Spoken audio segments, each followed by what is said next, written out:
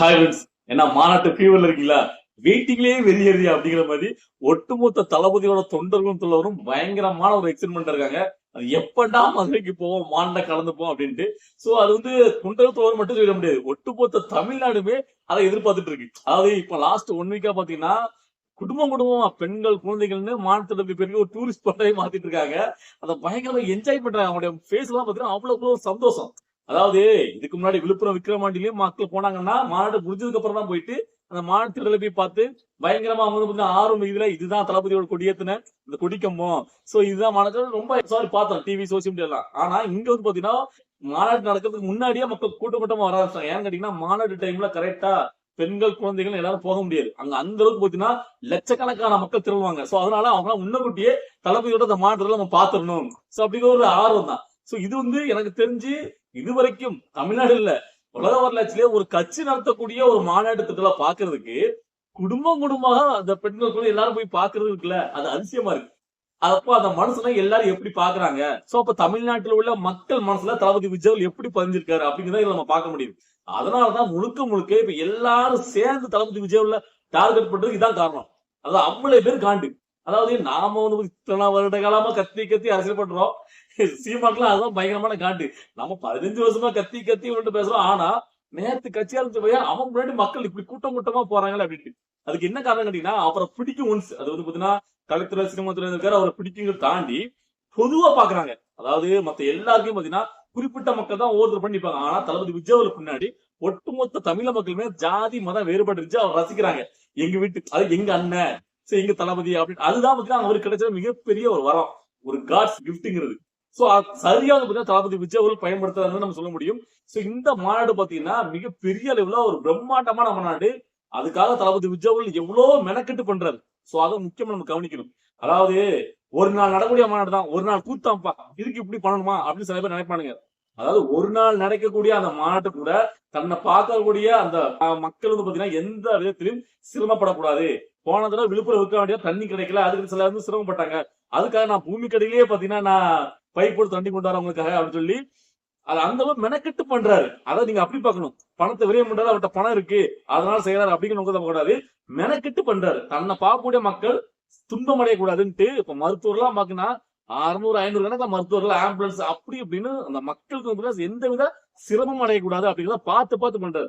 So அதான் நான் இது மாதிரி ஒரு டயலாக் சொன்னேன். அதாவது ஒரு மாநாட்டுக்கு மக்கள் வந்து பாதிப்படக்கூடாது பார்த்து பார்த்து பண்ணக்கூடிய ஒரு மனுஷன் இந்த மாநிலத்தோட முதலமைச்சரானா எந்த அளவுக்கு கவனமா எடுத்து செயல்படுவாரு. அதாவது நீங்க வந்து நினைக்கலாம் அவருக்கு என்ன அரசியல் தெரியுது, ஒரு பிரஸ் மீட் கூட அட்டன் பண்ணணும். இதெல்லாம் காலங்காலமா இங்குள்ள எதிரிகள் வைக்கிறாங்க. பிரஸ் மீட் வைக்கிறனாலயோ ஒருத்தர் வந்து தொடர்ச்சியா ஒரு 2 மணி நேரம் 3 மணி நேரம் மைக்க பிடிச்சு பேசுறதுனாலயோ அவருக்கு வந்து சிறந்த ஒரு தலைவனா இருக்க முடியாது.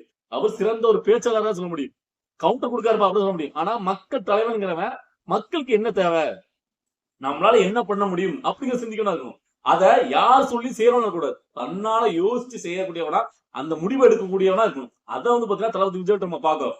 நீங்க எல்லாம் சொன்னவன ஒரு விஷயத்த அவர் பண்ண மாட்டாரு. அவர் என்ன நினைக்கிறார் அதான் பண்ணுவார். அதான முக்கியம். மக்களுக்கு ஒரு விஷயம் என்ன பண்ண முடியும், நம்ம என்ன பண்ணணும், அதுல அவர் கிளீனா இருக்காரு.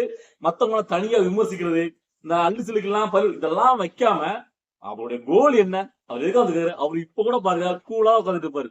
இப்ப சீமானா நேரத்து கடந்து எங்க குறுக்க ஓடுறா அதை ஓடுறான்னு பயங்கர விமர்சிக்காரு. இதுக்கெல்லாம் அவர் பயிர் சொல்லுவாரா? கண்டுக்கவே மாட்டாரு, மதிக்க மாட்டாரு. ஏன்னா அவங்களுடைய தராதர அதுதான்.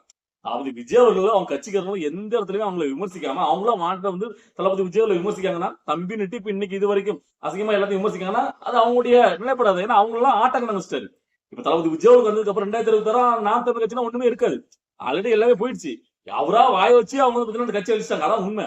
அதாவது நாம் தமிழ் கட்சி மேலையும் சீமானும் நம்ம கொஞ்சம் ஒரு பாத்தீங்கன்னா ஒரு சின்ன ஒரு ஏன்னா தமிழுக்காண்டி நிக்காங்க, நம்ம திராவிட கட்சிகள் தான் நம்ம எதிர்ப்போம். ஆனா இவங்க தன்னுடைய வாயாலேயே யாருக்கா எதிர்க்கணும், யாருக்கு எதிராக கட்சியா இருக்கணும் அந்த கொஞ்சம் அருகதே இல்லாம சும்மா சம்பந்தங்கள விஜயாவில் இருக்கும் போது அப்ப இவங்களுடைய யாருக்கு இவங்க வந்து கைக்குள்ளே செயல்படுறாங்க அப்படிங்கிறது தெளிவா தெரியுது. அதைத்தான் நம்ம நேரத்து தெளிவா அடிச்சிருந்தோம். சோ இப்ப அவங்க விட்டுறலாம், அது ஒண்ணுக்குமே இல்ல, அதை போட்டு பேசுறது வேஸ்ட் அப்படிங்கிறது நமக்கு தோணுது. சோ அவங்க கதறிட்டே கிடக்கட்டும். சரி இப்ப நம்ம மாநாட்டுக்கு வரலாம். அதாவது மதுரை மாநாட்டை அந்த மக்கள் மதுரை மக்கள் எப்படி கொண்டாட தயாராயிட்டு இருக்காங்கன்னா அதான் முக்கியம் பேசணும். அதாவது சித்திரை திருவிழா மதுரையில் நடக்கும்ல, அது எல்லாருக்கும் தெரியும். அழகர் ஆத்துல இருக்கிற அந்த விசேஷமான அந்த திருவிழா. சோ அதுக்கு ஈக்குவலா தளபதி விஜய் நாங்க அப்படி கொண்டாட போறோம். அதாவது ஒருத்தலாம் சொல்றாரு, அதாவது அழகர் ஆத்துல இறங்கும் போது ஒரு பாட்டு போடாம தெரியுமா, சாமி வருது சாமி வருது அந்த மாதிரி ஒரு பாட்டை தளபதி ஒரு ரேப் பாக்ல ஓடும் போது அந்த சாங்க நாங்க போடணும்னு நினைச்சிட்டு இருக்கோம். அதுக்காக பெர்மிஷன் கேட்டிருக்கோம். உண்மையிலேயே அது கிடைக்குமா அந்த பாட்டை போடுவாங்கன்னு தெரியல. ஆனா அந்த பாட்டை மட்டும் போட்டாங்க அப்படின்னா உண்மையிலே அது சரித்திரத்துல பதிவு விடுங்க.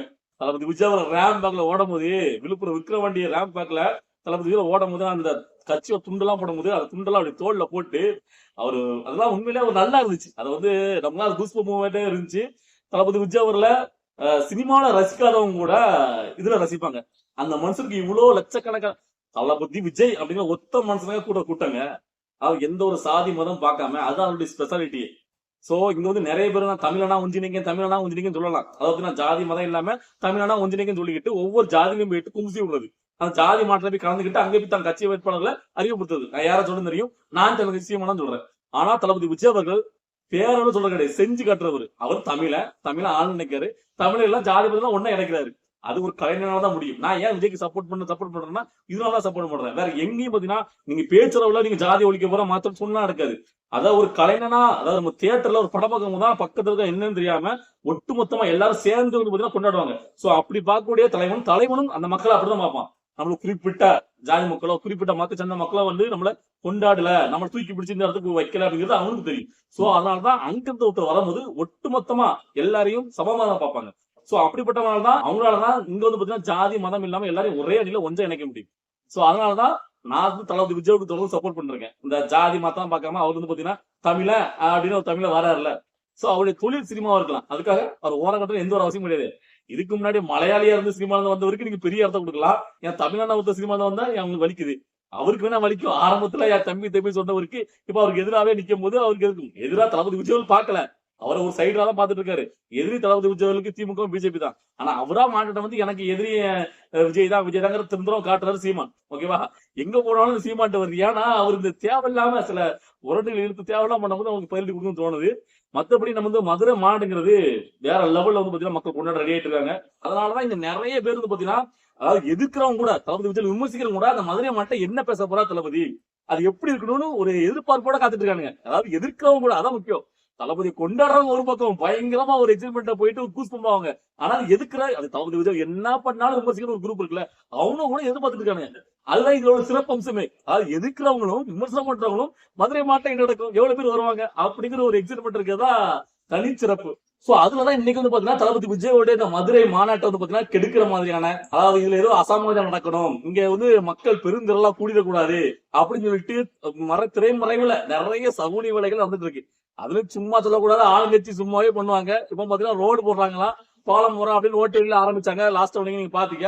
இப்போ பாத்தீங்கன்னா நிறைய கட்டங்கள்ல பாத்தீங்கன்னா அந்த கட் அவுட் பிளக்ஸ் வைக்கிறாங்கல்ல, அதாவது தளபதி வருகன்ட்டு அங்க வைக்க கூடாதுன்னு சொல்லிட்டு காவல்துறை அந்த மாநகராட்சி எல்லாம் போயிட்டு பயங்கரமா அதுக்கு எதிர் நிலையில உட்காந்துட்டு வேலை பாக்குறாங்க. இப்ப ரீசெண்டா நடந்துருக்குங்க, தஞ்சையில காவல்துறையினர் போயிட்டு அதை வந்து அகற்றணும் அப்படின்னு சொல்லி மிரட்டுறாங்களாம். சோ அதுக்காக தஞ்சை கிழக்கு மாவட்டத்துல இன்னைக்கு வந்து பாத்தீங்கன்னா ஒரு போராட்டமே பண்ணிருக்காங்க டிவி காரங்க. எதுக்கு அகற்ற சொல்றீங்க, ஏன் மத்த மாட்டெல்லாம் வச்சுக்கல அப்படின்ட்டு அவங்க கேட்கற நியாயமான கேள்வி தானே. எப்ப ஊர்ல இப்ப எல்லாருடைய மானத்தை நீங்க பிளஸ் போட்டு வைக்கீங்க, அது என்ன விஜய் அவர்கள் போட்டு பிளஸ் போட்டு வச்ச மட்டும் உங்களுக்கு எல்லாம் ஒண்ணு எரியுதா? சோ அப்படின்னு நம்ம கேட்கணும்ல, கரெக்டா நம்ம கேட்க நியாயமா இல்லையா? அந்த அளவுக்கு வந்து அதாவது ஏதாவது ஒண்ணு அங்க வந்து அசமதி அங்க வந்து வைக்க கூடாது. ஏன்னா எப்படியாம என்னென்ன வழிகள்லாம் முடியுமோ அந்த வழிகள்லாம் தளபதி விஜயோட மாநாட்டுக்கு இடத்துல கொடுக்கறதா எங்களுடைய ஒரு குறிக்கோள். ஆனா வெளியில கேட்டீங்கன்னா என்னப்பா எங்களுக்கு என்னப்பா அவ்வளவு நாளப்பா, அது வந்து பாத்தீங்கன்னா நயன்தரா வந்தாதான் கூட்டம் கூடும் அப்படின்னு வெளியில வந்து பாத்தீங்கன்னா பெரிய இதுமாதிரி சொல்ல வேண்டியது. ஆனா உள்ளுக்குள்ள கூட்டம் கூட்டிடக்கூடாது, இங்க அவ்வளவுக்குள்ள கூட்டத்தை கூட்டிட்டு வரோம், எங்க மக்கள் செல்வாக்கு என் மக்கள் செல்வாக்க பாருங்க நிரூபிச்சு வரோம் அப்படிங்கிற பயத்திலேயே அப்பா ஒருத்தலாம் தூக்கவே வரலான்ட்டாங்க. நேற்று கதை சீமான்லாம் பாத்தீங்களா, எனக்கு தூக்கமே வரல, நான் வந்து பாத்தீங்கன்னா யாரும் தூக்க மாட்டேன், தூக்க வரலன்னு ஏதாவது சொல்லலாம் போல. அதாவது இவ்வளவு நாளா பொத்திட்டு இருந்தவரு இப்பதான் பாத்தீங்கன்னா குறுக்க மறுக்க வராங்களாம். ஆமா, இவர் 15 வருஷமா புலி வேட்டைக்கு போய் அந்த ஆளு வேட்டையாச்சு அறு தள்ளிட்டாரு. இதுல வந்து பாத்தீங்கன்னா அப்பெல்லாம் டிவிக்கே தான் போய் குறுக்க வந்துச்சுல. இல்ல அவரு ஜேவல் கட்சி ஆரம்பிச்சு 1.5 வருஷம் முன்னாடி தான். இவ 15 வருஷமா குழம்பு நடக்காது. என்ன கேட்டீங்கன்னா 15 வருஷமா கத்தியும் ஒரு இது கூட ஜெயிக்க முடியலையா? அந்த காண்டுல எங்க இவன் வந்து பாத்தீங்கன்னா விஜய் அவர்கள் பாத்தீங்கன்னா ஒரு முதல் தேர்தலே மிகப்பெரிய ஒரு வெற்றி வரும். சோ அப்ப நம்மள எல்லாரும் கழுவி ஊத்துவாங்களா அப்படிங்கிற பயத்துல தொடர்ந்து விஜய் விமர்சிக்க வேண்டியது. ஏன் கட்சி ஆரம்பிச்சோம், என்னதுக்கு ஆரம்பிச்சோம், யாரை எதுக்கு நம்ம ஆரம்பிச்சோம், அந்த அருகில கொஞ்சம் கூட இல்லாம விஜய் அவர் தான் ஒரு டார்கெட். சோ அதனால நேற்று நம்ம அவர் பழக்க வேண்டியதாச்சு. ஏன்னா இன்னைக்கு ஒருத்தரை பத்தி பேச வேண்டியிருக்கு. யாருன்னு கேட்டீங்கன்னா அந்த மாரிதாஸ். அதாவது அவருடைய வீடியோ தான் நம்ம கண்ணில் பட்டுச்சு.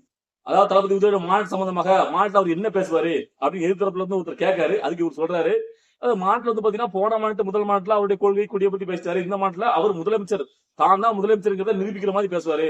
ஏன்னா அவர் கூட்டணிலாம் யாரும் வந்து சேர வரல, அதனால நான் தான் முதலமைச்சர் அப்படிங்கிறத ஆணித்தரமா அதை வந்து உறுதிப்படுத்துற மாதிரி தான் அந்த மாநாட்டு பேச்சு இருக்கும். சோ அப்படி அதை மட்டும் சொல்லிட்டு நிப்பாட்டினா ஓகே. ஆனா இந்த மாரிதாஸ் இவதான் பிஜேபி சம்பாதிச்ச ஆரம்பத்துல தளபதி விஜய் சிகிச்சை ஆரம்பிச்சு முதல் மாட்டுல பேசும்போது தான் உயர்த்தி தான் பேசிட்டு இருந்தாரு. அதுக்கப்புறம் பிஜேபியை போட்டு தளபதி விஜய் பிஜேபி டிஎம்கே ஒண்ணுதான் அப்படின்னு சொல்லி பழக்க ஆரம்பிச்ச உடனே அப்புறம் தளபதி விஜய்ல அப்படியே விமர்சிச்சு அவர் வந்து பாத்தீங்கன்னா ஒரு கிறிஸ்டியன், அவர் வந்து கத்தோலிக்க ஒரு இது வந்து வேலை பாக்குறாரு, பின்னாடி லண்டன்ல இருந்து நிறைய பணம் வருது, லைலால அவங்க மாமாக்கள் அது பண்றாங்க இது பண்றாங்கன்னு அவர் மேல பாத்தீங்கன்னா ஒரு மதத்தை வந்து குறிப்பிட்டு அவர் வந்து பாத்தீங்கன்னா கலங்கடிக்க பார்த்தாரு. அது செல்லுபடி ஆகல. இப்ப தொடர்ந்து விமர்சனம் தான். அதுல குறிப்பா என்ன மாதிரியான ஒரு கட்டமைக்காரு அப்படிங்கிறத இன்னைக்கு பேசணும்னு நினைச்சேன். அதாவது அவர் என்ன சொல்ற கேட்டீங்கன்னா, விஜயோட ரசிகர்கள் பாத்தீங்கன்னா தொடர்ந்து எல்லா ரசிகர்கள்ட்டையும் சண்டை போட்டு வச்சிருக்காங்களாம், வறண்டெடுத்து வச்சிருக்காங்களாம். அதனால விஜய்க்கு வந்து பாத்தீங்கன்னா மத்த ரசிகர்கள் யாருமே ஓட்டே போட மாட்டாங்களாம். அதை அவருடைய வீடியோக்களை நீங்க நல்லா பாத்திருக்கீங்க, எல்லா இடத்துலயும் ஆணித்தரமா திரும்ப திரும்ப அப்படி சொல்லிக்கிட்டே இருப்பாரு. இது என்ன மாதிரியான ஒரு உளவியல்னு கேட்டீங்கன்னா, அதாவது இப்போ மற்ற நடிகர்களுடைய ரசிகர்கள் இருக்காங்கல்ல, இப்ப ரஜினிகாந்த் அவருடைய ரசிகர்களோ, சூர்யா அவருடைய ரசிகர்களோ, இல்ல அஜித் குமாருடைய ரசிகர்களோ, இவங்க ரசிகர்லாம் அவங்களுடைய ஹீரோக்கள் வந்து பாத்தீங்கன்னா அரசியல்ல வரல. ஆனா விஜய் அவர்கள் வந்திருக்காரு. சோ அவரு வந்து பாத்தீங்கன்னா சினிமா வந்து போயிட்டார்ல, எதுக்கு நம்ம போட்டி போட்டு அரசியல்ல அவர் வராரு, ஏன் நம்மளுக்கு ஓட்டு போடலாமே கொஞ்சமா நினைச்சிட்டு இருப்பாங்கல்ல, அவங்க மனசையும் கெடுக்கிற விதமா இவரு உட்கார்ந்துகிட்டு இல்ல விஜய் ரசிகர்களை பாத்தீங்கன்னா அவங்ககிட்ட எல்லாத்தையும் உரண்டு எடுத்து வச்சிருக்காங்க, அதனால யாருமே விஜய்க்கு வந்து பாத்தீங்கன்னா ஓட்டு போட மாட்டாங்க அப்படிங்கிறத திரும்ப திரும்ப அவனுடைய வீடியோல பதிவு பண்ணிட்டு இருக்கு. இதுக்கு ஏக்கு இந்த தேவையில்லாத வேலை நான் கேட்கிறேன். அதாவது இப்ப கூட என்ன சொல்றாங்க கேட்டீங்கன்னா, ரஜினியோட ஒரு 50வது ஆண்டு நிறைவு விழா சினிமா பொன் விழா நடக்குது. சினிமால வந்து 50 ஆண்டுகள் பொன் விழா கண்ட ரஜினிகாந்துக்கு பிரதமர்ல இருந்து அமெரிக்கான அம்மா இம்மன் எல்லாருமே வாழ்த்து சொல்றாங்க. ஆனா ஆரம்பத்துல நான் ரஜினிகாந்த் ரசிகன் சொல்லிட்டு வந்து விஜய் வந்து பாத்தீங்கன்னா ஒரு வாழ்த்து கூட சொல்லல. என்ன இது பழக்கம் உனக்கு, அப்படி என்ன இது வந்துட்டு அப்படின்ட்டு ரொம்ப வந்து பாத்தீங்கன்னா நக்கலா கேட்காரு. நான் அதுல என்ன சொல்றேன்னு கேட்டீங்கன்னா, என்ன மானாவுக்கு விஜய் வந்து பாத்தீங்கன்னா ரஜினிகாந்த் வந்து வாழ்த்து சொல்லணும் நான் தெரியாம கேட்கிறேன். இல்ல ரஜினிகாந்த் அவர்கள் அரசுக்கு வரலன்னு சொல்லிட்டு கடைசியா வராமலே போயிட்டாரு. அவருக்கு அடுத்த தலைமுறையா உள்ள விஜய் அவர்கள் அந்த அரசியலுக்குள்ள கால எடுத்து வரும்போது நீங்க பொதுவா ஒரே ஒரு வாழ்த்து சொன்னீங்களா இது வரைக்கும்? விஜயோடைய அரசியலுக்கு வாழ்த்துப்பா, வேற எதுவும் வேண்டாம், அவருடைய வாழ்த்து, அவருடைய அரசியல் வச்சு பண்ணட்டும் அப்படின்னு எதாவது ஒரு இது வரைக்கும் சொல்லியிருப்பாரா அவங்க ரஜினிகாந்த் ஒரு பெருந்தன்மையா? ஆனா விஜய் அவர்கள் ரஜினிகாந்த் அவர்கள் இடையே வந்து பாத்தீங்கன்னா உடல்நிலை பாதிக்கப்பட்டு ஆஸ்பத்திரியில் அனுபவிச்சிருந்தாருல, அப்ப இவரு வந்து பாத்தீங்கன்னா ட்வீட் போட்டிருந்தாரு, அவருடைய உடல்நிலை சீராய் குணம் வச்சு மீண்டு வரணும் அப்படின்னு சொல்லிட்டு. அதுக்கு அதே மாதிரி நிறைய பேர் போட்டிருந்தாங்க, எல்லாருக்குமே நன்றி தெரிவிச்சு ட்வீட் போட்ட ரஜினிகாந்த் விஜய் அவருக்கு போடவே இல்லை. அப்படிப்பட்ட ஒருத்தர் பெருந்தன்மை இல்லாம இருக்கும்போது அவருக்கு எதுக்கு இவரு வந்து பாத்தீங்கன்னா பொன்விநாட்டுக்கு வாழ்த்து தெரிவிக்கணும் இல்ல நான் கேட்கிறேன்.